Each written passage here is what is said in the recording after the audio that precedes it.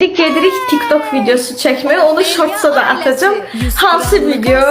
100 qramlıq əsnat, o balaca möcüzə, 7 bala Məryəm, hər dərdimizə çarə.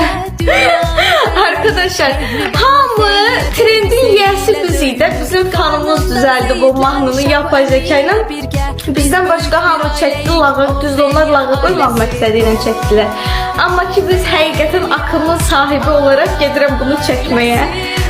Bir de şeydir, o videoları lağ məqsədi ilə və yaxud da gülmək məqsədi ilə çəkənlər qalsın bir qırağa. Yorumlarda əsnad üçün düzəltdiyiniz, nə bilim Rabiyə üçün falan düzəltdiyiniz stikerləri görmədim, sanmayın.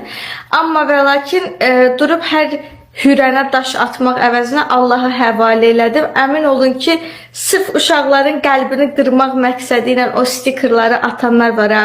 O anasız uşaqların o stikerləri görəndə bir qram böyle ürəklərində kədər yaranıbsa, Allah onun cavabını çox qəşəng verəcək sizə. Ona görə mən heç şey eləmədim. Adı nədir? Baş qoşmadım. İndi gedirik o videonu özümüz çəkməyə. Haydi.